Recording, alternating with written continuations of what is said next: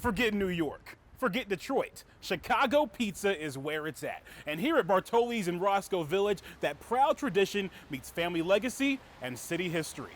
Let's pop inside and meet the man making it happen.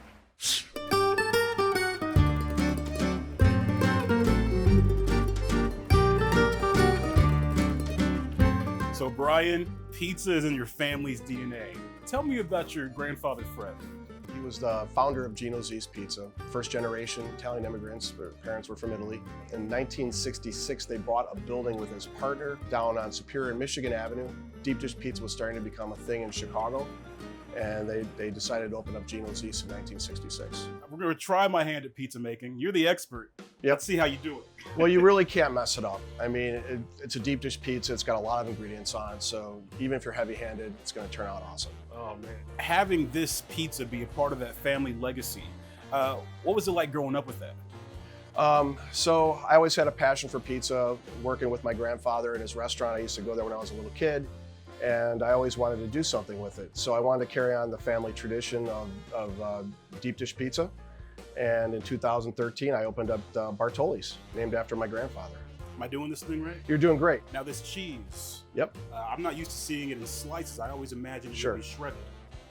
So deep dish pizza should always be done in slices. I see some places trying to do it with shredded cheese. It just melts better and it pulls better, and the pizza comes more crisp when you do it in slices versus shredded cheese. What's next?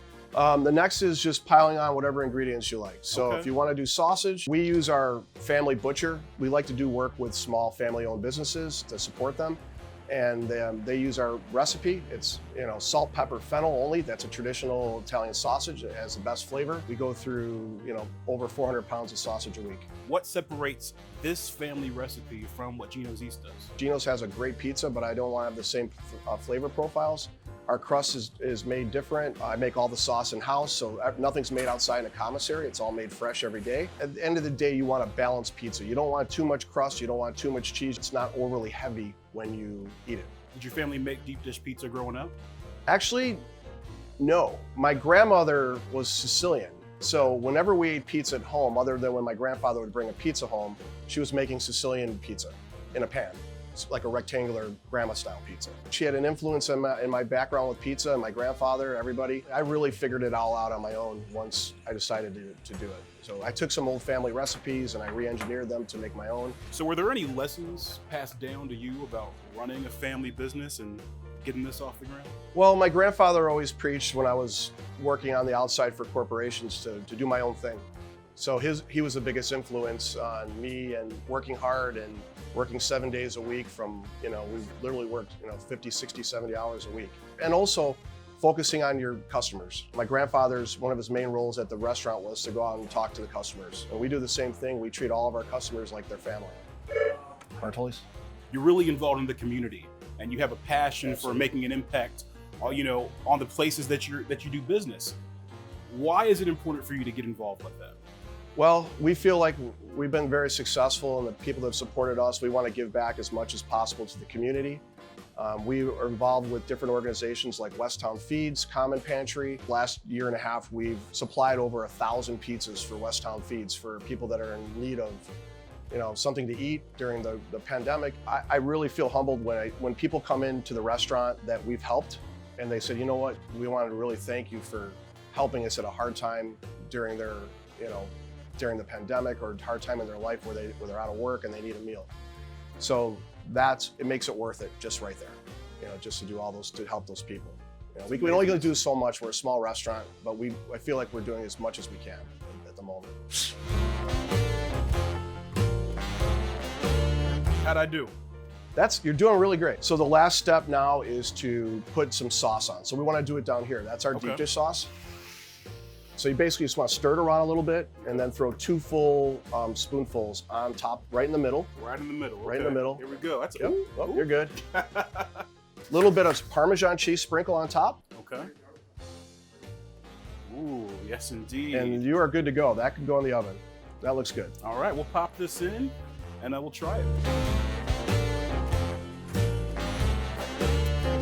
So while we wait for the pizza to bake, let's talk about some of the amazing stuff you have in this restaurant.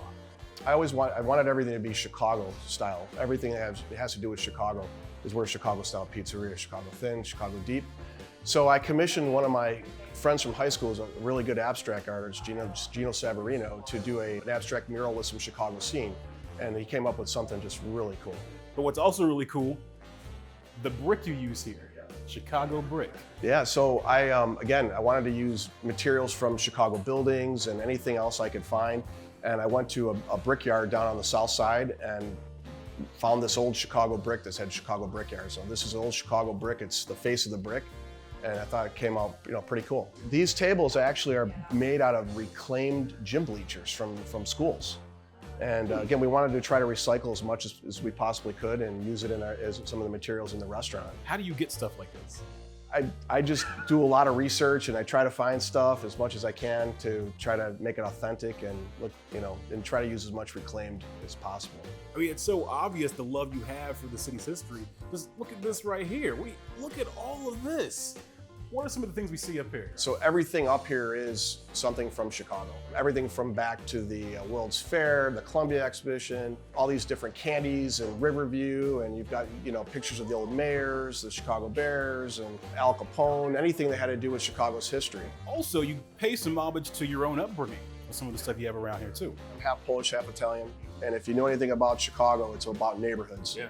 And back in the day, you moved to your neighborhood where you had a lot of people from your own home country. So my Italian side was in Old Town, and then my Polish side was from the back of the yards, which is where the famous Union Stockyards are in Chicago, where they had started in the 1840s and all the cattle and all the meat came in. We created a pizza called the Union Stockyard, which has all the different meats on it, just in tribute to the family from the back of the yards.